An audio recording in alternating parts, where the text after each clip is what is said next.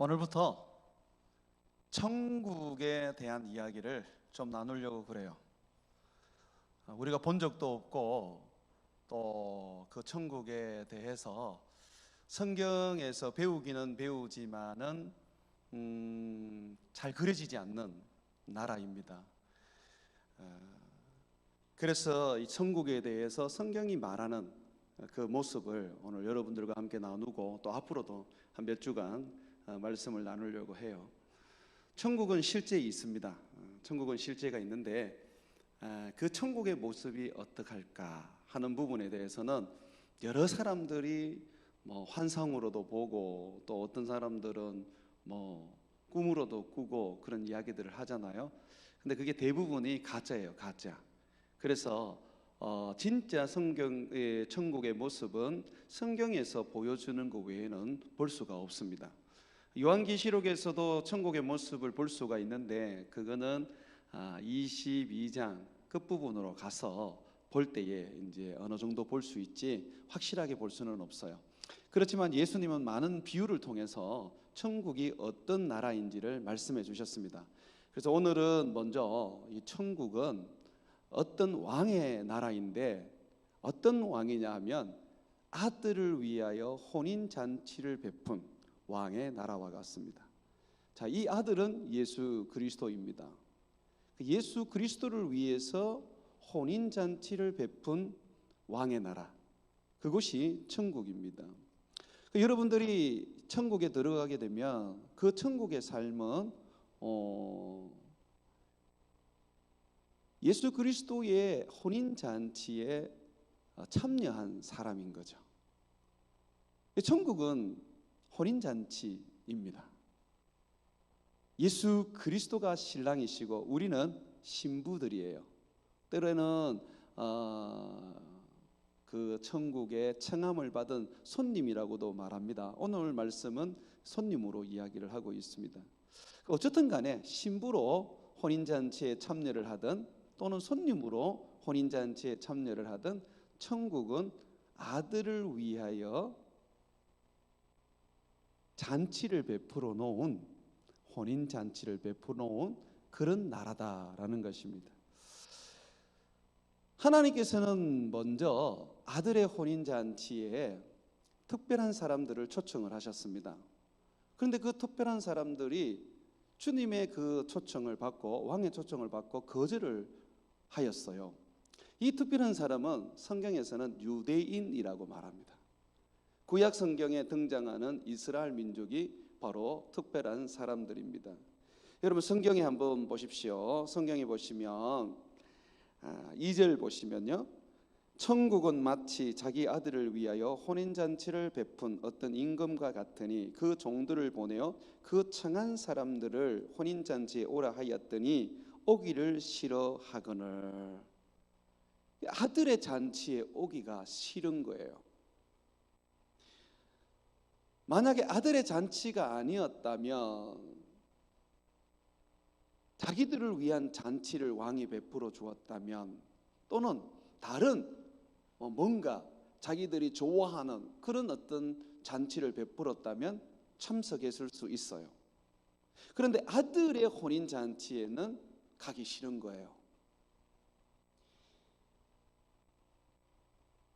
많은 사람들이 천국에 들어갈 수 있는 길들을 찾고 있습니다.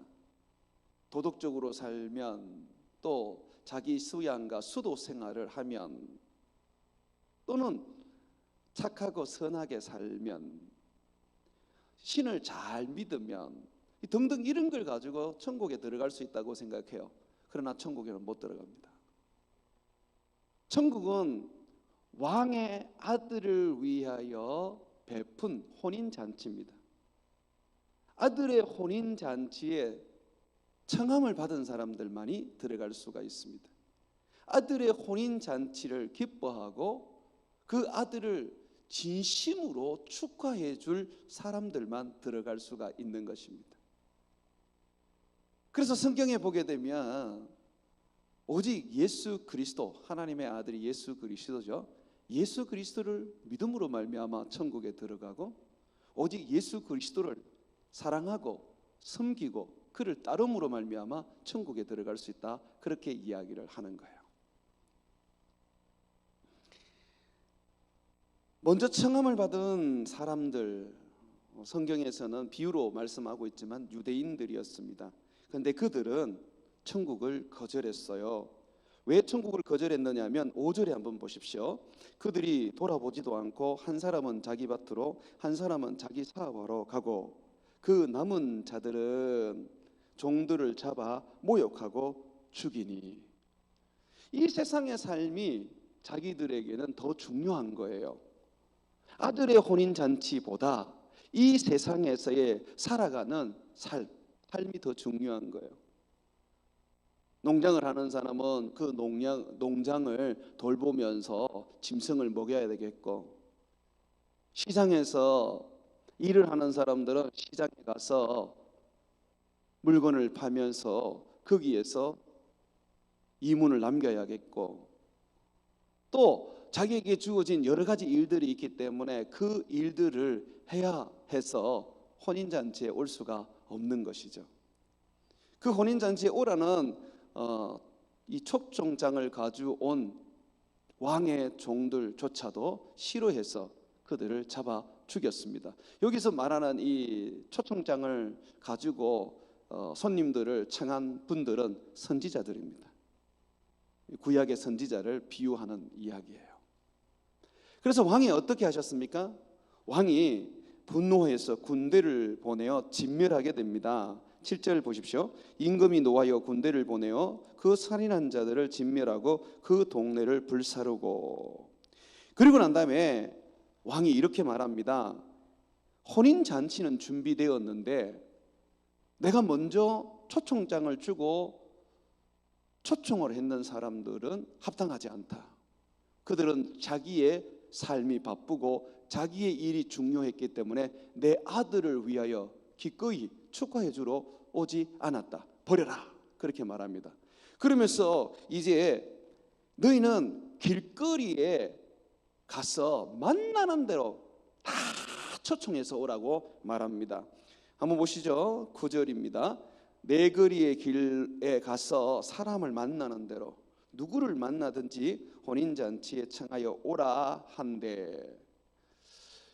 유대인들이 천국에 들어가지를 못했어요. 왜냐하면 아들을 믿지 않았고 아들을 영접하지 않았고 아들의 혼인잔치를 그들이 축하해 주지 않았어요.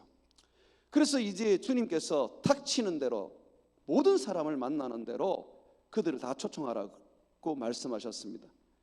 그러니까 이제 유대인이 아닌 모든 사람, 백인이든 흑인이든 아시아 사람이든 유럽 사람이든 아메리카 사람이든 아이든 어른이든 종이든 주인이든 가난한 자든 부한 자든 귀신 들린 사람이든 건강한 사람이든 모든 사람들을 주님이 다 초청하게 되었습니다. 그래서 많은 사람들이 그 초청을 받고 이제 혼인잔치에 오게 되는데 그 혼인잔치에 정말 손님으로 가득 차게 되었습니다. 10절 한번 보십시오. 종들이 길에 나가 악한 자나 선한 자나 만나는 대로, 이 천국에 들어가는 자는 이제 조건이 없어요. 누구든지 청함을 받습니다. 자, 그래서 만나는 대로 다 데리고 오니까 혼인잔치에 손님들이 가득한지라. 자, 이제 중요합니다. 임금이 손님들을 보러 들어올세 거기서 예복을 입지 않은 한 사람을 보고, 예복을 입지 않고 혼인잔치에 온 거예요. 종들이 길거리를 다니면서 왕의 혼인잔치가 예비되었습니다. 준비가 되었습니다. 왕이 아들을 위해서 혼인잔치를 지금 베풀었습니다. 당신을 초청하고 있습니다. 함께 가시지요 하고 사람을 초청을 했는데 대부분의 사람들은, 모든 사람들은 다 예복을 입고 그 혼인잔치에 참여를 했는데, 그런데 한 사람 또는 어떤 사람들은 예복을 입지 아니하고 그냥 혼인잔치에 참여를 하게 되었습니다. 자, 이 사람에 대해서 왕이 이렇게 말해요. 12절. 이르되 친구여 어찌하여 예복을 입지 않고 여기 들어왔느냐. 하니 그가 아무 말을 못하거늘 임금이 사관들에게 말하되 그 손발을 묶어 바깥 어두운 데에 내던지라. 거기서 습히 울며 이를 갈게 됨이라 하니라. 예복을 입지 않는 이 손님을 왕은 내어 쫓았습니다. 바깥 어두운 곳 지옥으로 던져버리셨어요. 초청을 했는데 왜 왕은 그 초청을 받고 왔는 사람을, 비록 예복을 입지 않았지만 왜 그 사람을 내어 쫓았을까요? 혼인잔치에 예복을 입고 가는 것은 바로 예의입니다. 혼인잔치에 의복을 갖추고 가는 것은 마땅한 모습입니다. 주님은 우리 모두를 주님의 나라로 부르셨습니다. 천국으로 부르셨어요. 왕의 혼인잔치에 초청하셨습니다. 그런데 주님은 요구하십니다. 예복을 입어라. 결혼식이기 때문에 예복이 없이는 못 들어온다. 들어왔다 할지라도 바깥 어두운 곳에 쫓겨나서 거기에서 이를 갈며 고통스럽게 살게 될 것이다. 여러분들은 오늘 초청을 받고 예배에 나왔습니다. 예복을 입으셨습니까?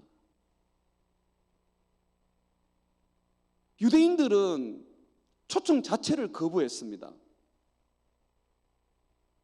그들에게 먼저 혼인잔치에 들어올 수 있는 특권을 줬지만 그들은 세상이 바빴기 때문에, 세상이 즐거웠기 때문에 그 초청에 나오지 않았습니다. 그러나 길거리에서 만난 수많은 사람들, 죄인이든 의인이든 병든 사람이든 건강한 사람이든 간에 그 모든 사람들은 초청을 받고 왔습니다. 여러분들처럼 말입니다. 오늘 이 자리에 여러분들이 지금 초청을 받고 오신 거예요. 제가 묻겠습니다. 예복을 입으셨습니까? 이 자리에 앉아있다 할지라도 예복을 입지 않으면 의미가 없습니다. 도리어 쫓겨남을 당하게 될 거예요. 그럼 예복이 뭘까요? 아들의 혼인잔치에 입어야 할 예복이 뭘까요? 성경은 그 예복에 대해서 우리에게 말해주고 있습니다. 그 예복은 다름 아니라 그의 아들 예수 그리스도의 피로 말미암아 핏부림을 받은 옷입니다. 예수 그리스도로 말미암아 우리가 믿음으로 얻게 된 그리스도의 피로 정결하게 된 예복입니다.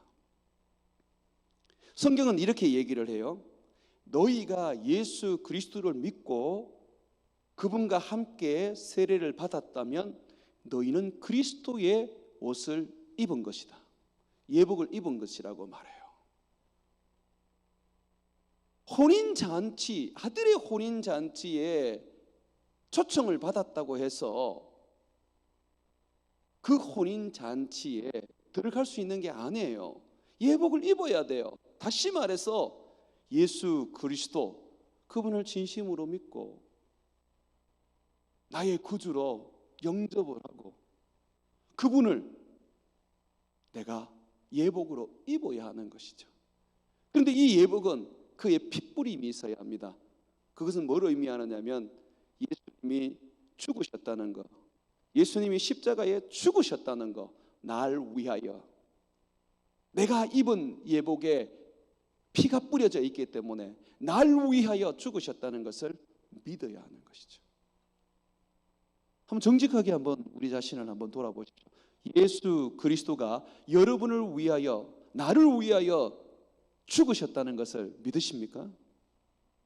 이 믿음이 없이면 아무도 주를 보지 못합니다. 이 믿음이 없이면 아무도 천국에 들어갈 수가 없습니다.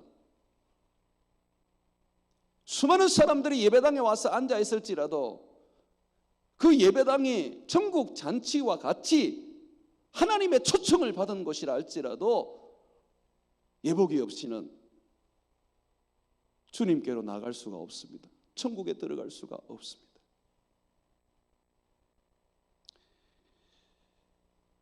아담과 하와가 범죄했을 때, 아담과 하와는 인류의 조상 최초의 사람이죠.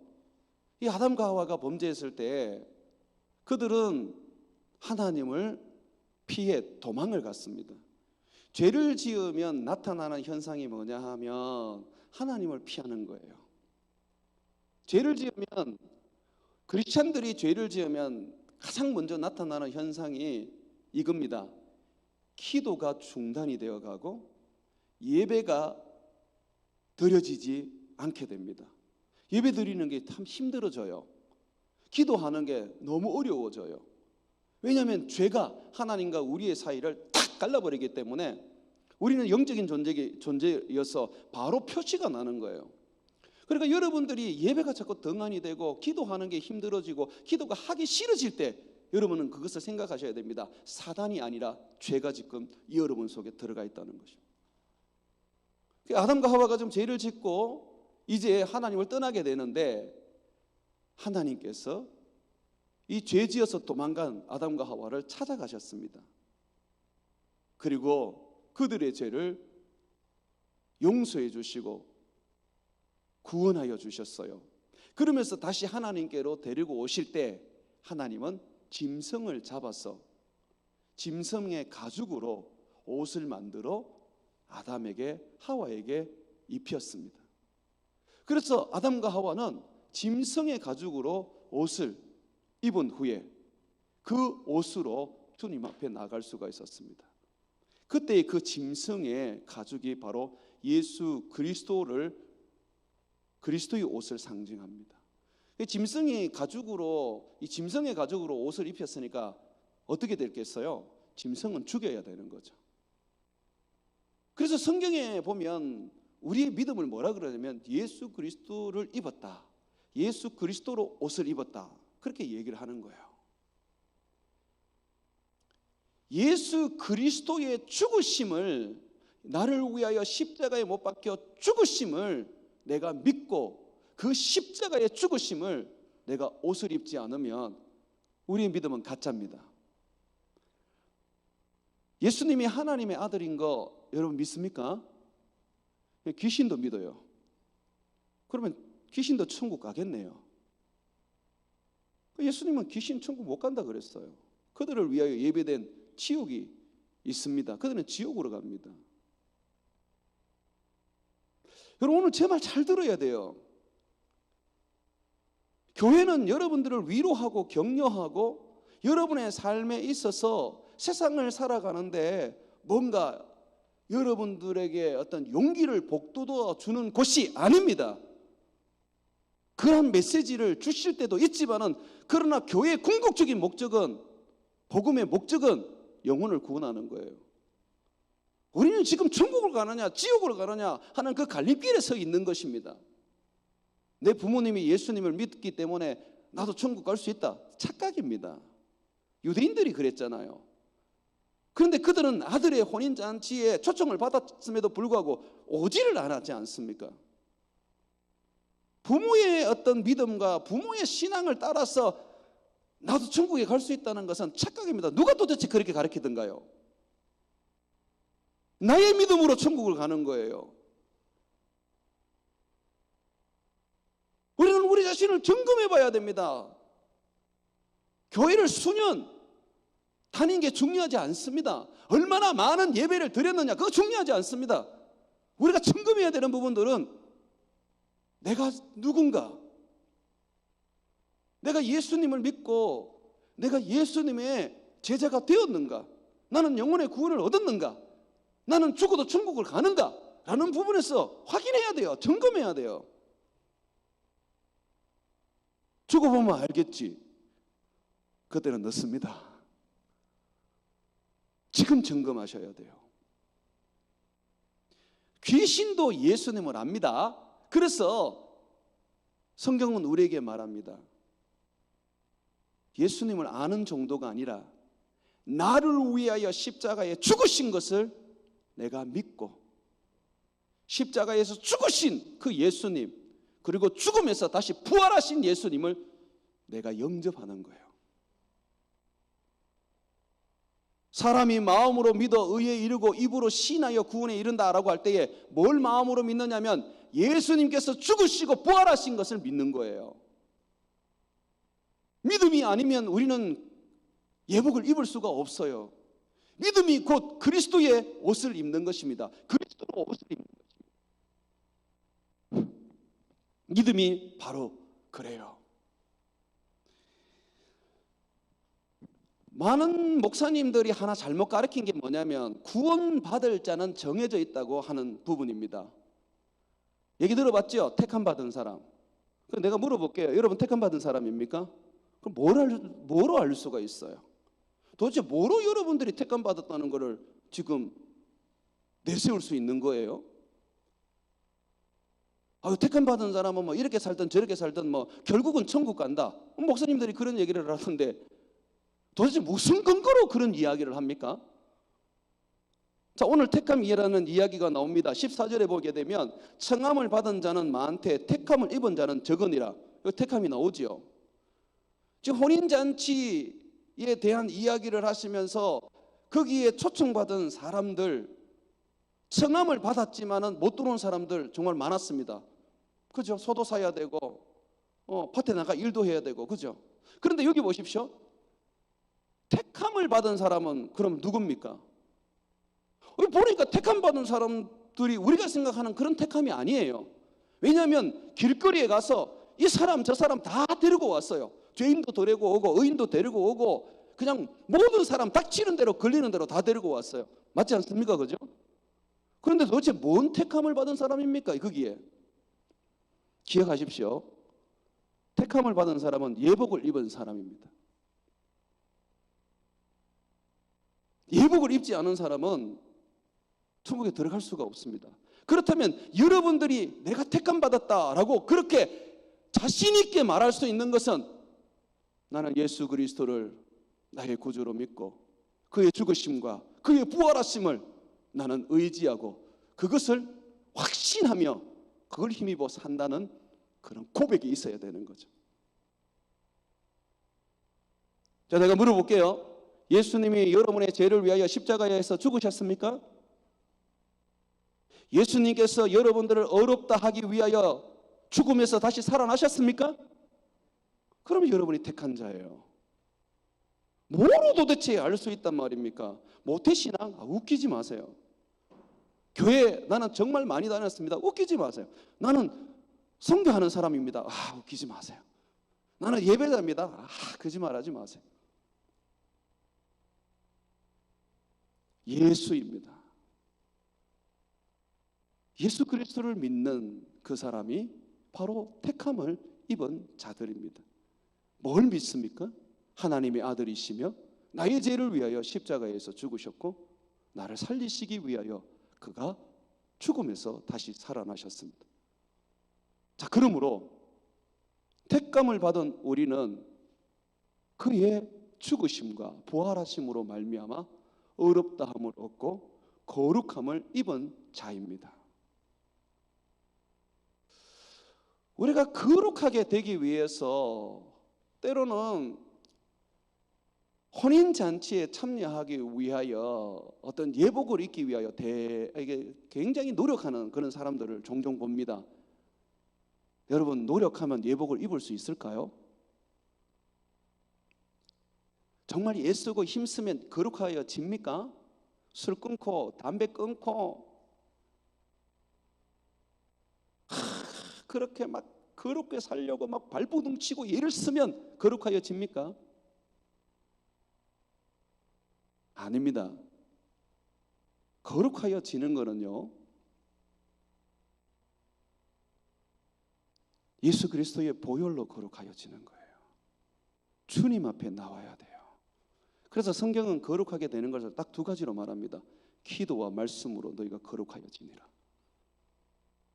기도라는 게 뭐예요? 주님 앞에 나와서 주님 나를 거룩하게 해주시옵소서.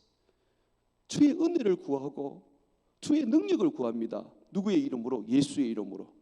그럴 때에 우리에게 주님이 거룩함을 주시는 거예요. 말씀, 생명의 말씀, 그리스도의 말씀을 들을 때에, 그 말씀을 듣는 그때에 우리는 회개하게 되고 거룩하여지고 정결하여지는 겁니다. 그리스도가 나를 거룩하게 해야 됩니다. 그러므로 여러분들이요, 내가 하나님 앞에 거룩하게 되기 위해서는 도덕적이고 윤리적으로 사는 것이 우선이 아닙니다. 정말 거룩하게 사는 것은요, 주님 앞에 나와서 주님의 은혜를 입어야 하는 것입니다. 주의 성령을 받아야 하는 것입니다. 그래서 죄지은 자가 하나님 앞에 나가기 위하여 제일 필요한 것은 예배입니다. 예배를 등한히 하고 하나님 앞에 기도하는 것을 우습게 여기면요, 무엇으로 우리를 거룩하게 하며 무엇으로 우리로 하여금 하나님 앞에 정결하게 할 것입니까? 신부로서 합당한 삶을 살게 하며 하나님의 제자로서의 합당한 삶을 살게 할 것입니까? 없습니다. 성경의 말씀에 보면 이런 말씀이 있어요. 무슨 말씀이 있느냐면, 계시록에 보면 하나님의 백성들이 거룩한 세마포의 옷을 입거든요. 그래서 이 세마포 옷을 뭐라고 말하냐면 성도들의 옳은 행실이라 그러거든요. 이 거룩한 세마포 옷이. 그러면 그 말씀을 보면, 아, 이거 거룩한 행실이구나, 우리가 착하게 살자, 바르게 살자, 도덕적으로 살자, 이렇게 생각합니다. 그런데요, 하나님 앞에서의 거룩한 행실은 예배입니다. 하나님 앞에 나와서 그에게 은혜를 구하는 것입니다. 왜 우리는 자꾸 도덕적이고 윤리적이고 착하게 사는 것이 우리 삶의 우선이 될까요? 하나님 앞에 나가는 것이 우선이 되어야 되는데, 하나님을 섬기는 것이 우선이 되어야 되는데, 하나님을 예배하는 것이 우선이 되어야 되는데, 그것이 우리의 착한 행실이고 우리의 거룩한 행실이고 우리의 삶에 하나님이 기뻐하시는 삶인데, 그렇지 않습니까? 예배는 없고 하나님을 섬기려는 것은 없으면서 아무리 착하고 도덕적이고 거룩하게 산들, 그것이 어떻게 우리를 거룩하게 할 수 있어요? 어떻게 그것이 우리를 구원하게 할 수 있습니까? 내 도덕적이고 내 윤리적이고 내 바른 삶, 정직한 삶이 나를 구원할 것 같으면 예수 안 믿어도 되지 않습니까? 왜 예수를 믿습니까? 그것이 나를 거룩하게 할 수 없기 때문에 그렇지 않습니까? 그렇기 때문에 우리는 어떻게 합니까? 예수 앞에 나오는 것밖에 없는 거예요. 우리의 거룩한 행실은 예수 앞에 나오는 것입니다. 다른 어떤 것보다 우리의 몸과 마음을 다하여서 하나님께 드려야 할 우리의 삶은 예배입니다. 더러워진 몸 그대로, 죄진 몸 그대로 밤새도록 술을 마셔도, 그래서 술을 깨지 못했더라도 그대로 주님 앞에 나와서 주여, 회개하면서 나를 씻어주시고 나를 정결케 해주시고 나를 새롭게 해주시고 변화시켜 주십시오 라고 하는 것이 참된 주님 앞에서의 행실이란 말입니다. 사랑하는 여러분, 그리스도로 옷을 입어야 합니다. 그리스도의 옷은 우리가 만드는 것이 아닙니다. 그리스도의 옷은 이미 예수님께서 만들어 놓으신 것입니다. 그리스도이십니다. 그냥 그분을 입으면 돼요. 그분을 붙잡으면 돼요. 그분을 힘입고 살면 돼요. 그러면 우리가 윤리적이고 도덕적인 부분에 있어서도 거룩하게 되어 갑니다. 예수 없이 착하게 살겠다. 그거 어떻게 가능합니까? 예수 없이, 예수님이 주시는 성령 없이 내가 바르게 살고 정직하게 살고 내가 선하게 살겠다. 그게 가능합니까? 학교 다니면서 직장생활하면서 예수 없이 성령 없이 살면 어떻습니까? 완전히 불신자처럼 살지 않습니까? 그게 정상이잖아요. 그런데 내 안에 예수님이 넘쳐, 내 안에 예수님이 계시고 내가 성령으로 충만하고 내가 항상 예배로 말미암아 하나님의 그 은혜를 입고 살아가면 어때요? 죄를 이기잖아요. 유혹을 이기잖아요. 정직하게 살 수밖에 없잖아요. 손 비비지 않아도 우리는 세상 속에서 우리에게 주어진 삶을 행할 수 있지 않습니까? 예수를 힘입어서 살아야지 도대체 뭘 가지고 산단 말입니까? 내 힘과 내 능력과 내 지혜와 내 도덕적인 삶으로 살 수 있을 것 같으면 왜 예수님이 죽으셨어요? 내가 못하니까 죽으신 거 아니에요. 그래서 예수님이 뭐라 그럽니까? 나를 힘입어라. 내가 너희에게 나의 영 성령을 주리라. 그래서 우리가 성령 받은 사람들 아닙니까? 그 성령을 힘입어서 우리가 살아가는 거 아니에요? 맞습니까? 맞습니까? 아닙니까? 이럴 때는 아멘 하는 거예요. 잊지 마십시오. 여러분들이 성령이 없이는, 예수 그리스도의 그 옷이 없이는 아무리 바르게 살려고 해도, 아무리 여러분들이 그리스도인답게 살려고 해도 못 산다는 것을 잊지 마십시오. 죄의 욕심을 이겨내고 싶고 거룩한 삶을 살고 싶어도 그렇게 살 수 없다는 것을 인정하십시오. 그렇기 때문에 하나님의 백성처럼 정말 아름답게 살고 주의 제자처럼 정말 멋있게 살고 싶거든 예수로 옷 입으십시오. 예수로 충만하시기를 바랍니다. 그러기 위해서 예배로 나오십시오. 다른 어떤 것을 못하더라도 예배를 나와요. 밤새도록 술 먹고 엎어져도 아침 되면 예배로 나오십시오. 언젠가는 여러분들이 예배 속에서 부어주시는 주님의 은혜로 말미암아서 술을 탁 끊게 될 것입니다. 술만 보면 완전히 막 구역질이 나서 두 번 다시 가까이 하고 싶지 않게 될 것입니다. 세상을 살아가면서 염려하고 걱정하고 온갖 두려움 속에서 살아가는 사람들, 예배 앞에 나오십시오. 주님이 평강을 주시고 세상을 이길 수 있는 능력을 주실 것입니다. 주로 무장된 여러분 되시기를 주 이름으로 축원을 드립니다. 우리 이 시간 한번 기도합시다. 한번 머리를 숙이고 예수님을 이 시간 구하십시오. 예수님이 우리에게 예수님의 영 성령을 주신다고 하셨어요. 그것도 우리 안에 내주하도록 그렇게 보내주신다고 하셨어요. 성령은 그리스도의 영이십니다. 성령이 계신다는 것은 그리스도가 계신다는 것입니다. 여러분 이 시간 기도할 때에 주님